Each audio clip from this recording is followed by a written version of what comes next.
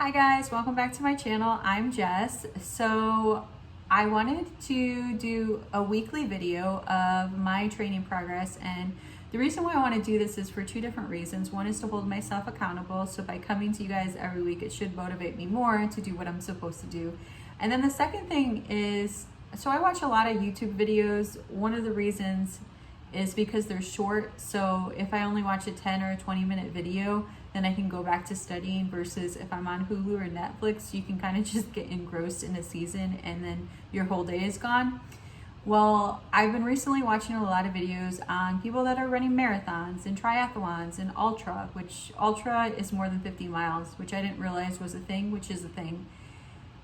And you see people crossing the finish line and they're so excited, and there's tears and there's hugging, and you see videos of people a day in the life. This is what I do every day. But you don't really see kind of the progress of like somebody starting their journey and then how it goes week by week. So this is kind of what these videos are supposed to show you. So I'm gonna first talk about like my diet and what I am not doing. So I am trying to make a lifestyle change, and lifestyle changes do not take place overnight. I'm trying to eat healthier, and I'm trying to eat out less than what I have. I live alone, so there's days where I get really exhausted coming home from school, and I don't want to cook, I don't want to make anything, and I'm sick of sandwiches, and I'll eat out. And Grubhub is horrible. It's a horrible thing, because you literally just have to click a couple buttons and they bring the food to you. So I'm trying to eat less, but I still am not eating completely healthy. I'm not one of those people that are eating chicken and vegetables for every meal. I try to eat, so normally for breakfast, I'll make like a scrambled omelet, because I can't flip an omelet to save my life. So I'll make a scrambled omelet, and then I'll have a couple pieces of bacon and maybe like a coffee. I'm trying to avoid coffee too, because caffeine's not necessarily great for you. But if I do have coffee, I only have one in the morning, and I make it on my Keurig and not in Starbucks, because that's just extra sugar. And I'll just add some creamer. And then for lunch, depends. Normally it's a sandwich and chips with dip. And then for dinner, it's normally a sandwich with chips. But then sometimes I'll eat out with Grubhub, so I'm not gonna lie on that one. I have noticed that, and this is just from past running experience, I cannot eat like fast food or anything fried before a run. It really gets me, I really feel like crampy, and then I just feel weak and heavy when I run, especially like anything fried. So normally on the days that I run, I will not eat fast food before I run. As far as my running schedule, so this week I ran a total of 3 times. I was supposed to run 4. So on Monday I ran 2 miles, and then Thursday I ran 3.5, and then 3.5, I believe, 3.5. And then today, which is not a good thing, I was supposed to do my long run, but I'll go more into that later. So the plan that I'm currently following is Run with Hale. And Hale, it's based on, if you ever Googled running plans, half marathon running plans, you probably got one of his running plans. He's well known for it. I can't remember his last name, I'm sorry. I'm pretty sure it starts with an H. But when I originally was planning for my full marathon, like back 8 years ago, we literally Googled full marathon running plan, printed it out, and it was one of his. So when I heard that he had an app, I was like, oh, well, that's great. It's on an app, so now I can track, and I'm not literally just crossing out stuff on a calendar. So positives about his is, so you do your running plan, and at the end of your running plan for the day, it'll ask you how much effort you put into it and how fatigued you were after it. And it modifies based on your responses. So if you ran with all your effort and you were extremely fatigued, it's probably gonna knock you down on how far you're gonna run the next day or the next week. So that's the one thing I like about it. If you're interested in it, is about $9.99 a month for the plan.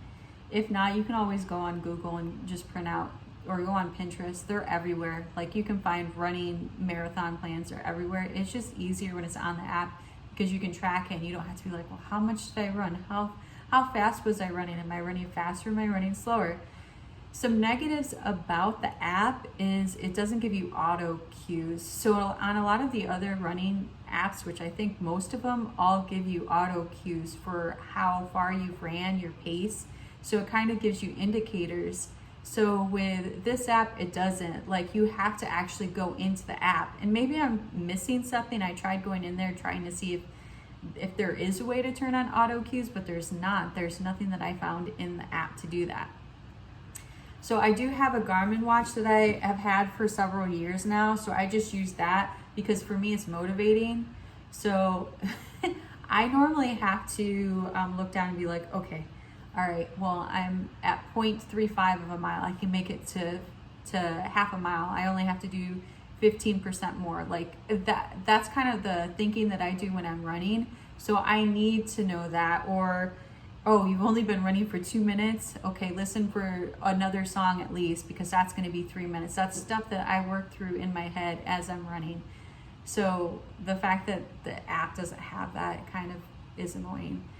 Other running apps that I've used in the past, Runkeeper was the first running app I've ever used, and I still use that. And the reason why I use it is they have the auto cues. You can take pictures on the app. You can upload it to your Facebook. So it is a very good app. I've never had any like glitches or problems with that app at all. The other thing is when I started getting back into running, they do have training plans on there. So there was a couch to 5K training plan, and I actually really enjoyed it, but it was just kind of too slow for me, that sounds really mean, but so the running was, you would walk 2 minutes and then you would run a minute, and you would have this woman in your ear and she would be giving you like, you can do it, and then she would talk about like your form and how hard you're hitting the pavement, where you're hitting the pavement, your breathing, how your hands are. She was just talking, so it was kind of a distraction, which I thought it was very good. It was just, I wanted to run longer, and it was just, I mean, you could, but you kind of not following the plan. So I ended up doing that for 3 weeks, but I ended up quitting the program. I ended up going to this other program. So, but that's one of the things that you can do is Runkeeper. It is a very good program. I still use it. The other one is if you're very competitive and you have a group of people that want to get in shape together, I would suggest the Nike Run app. They have like different competitions that you can put with your friends. When I was at the last place I worked, there was a group of runners there, and they decided they were going to do, they got like, I think it was like 10 to 12 people in this app, and it was to do 50 miles in a month. And I did really good, but it also got, because you want to be number one, and so you'll see one of your other friends like, oh, they ran 2 miles. I gotta run 2 miles in 0.1 to beat them, like that sort of thing. But be careful with that one, because I made it, I think it was about 10 days, and then I hadn't been running at all, and I ended up really injuring my ankle started hurting really bad, and my knee started hurting. So I ended up not even completing the thing because I went too fast, too quickly, and it wasn't good for my body at all. The other one is, it's called Zombies Run, or Run Zombies, and this one's a lot of fun. So if you want to, if you're into like stories or like video games, it's a fun little running app. So what it is you're in the zombie apocalypse. Stupid. You're in the zombie apocalypse, and you're one of the runners that is out there, and you get into this this gated community, and in order to earn your place, you need to like pick up supplies, and there's different storylines, and you're like runner 9, and these zombies will chase you, and you can, so with that one you can switch it to like walking, jogging. You don't have to be running with that. But normally when the zombies come, you need to increase your speed. So you could be walking to speed walk. I will say for that one, I think it does cost, I believe it does cost money for that app. But with that one, I would highly encourage not to do it in the dark. So I'm kind of a scaredy cat, and I made the mistake of doing that one time, or doing it in a location you don't really know, because it was dark outside, and then you hear this voice in your ear saying, "They're coming," and you hear growling. So you start running, and oh my God, it would scare the crap out of me. I can't. But and it even has an option to turn the zombie attacks off. So if you just wanted something fun. But anyways, those are the apps I would suggest to use. There's other ones out there, I'm sure, but those are the ones that I've used and I would recommend. Okay, so on to why I didn't run my long run today. So I was originally going to run it in the morning, and I was going to run in the morning, and I have as you can tell, I have my workout gear on, and it was like 30 degrees outside, and I knew it was going to warm up later on. So I was like, okay, all right, so I'm going to wait until it warms up. That was my first mistake. And then, so I was waiting, and then I realized that I didn't have enough time to run to get back to meet with my tutor. So I was like, okay, well, it's fine. I'll run right after I meet with my tutor, okay? So I decided I'm gonna run right after.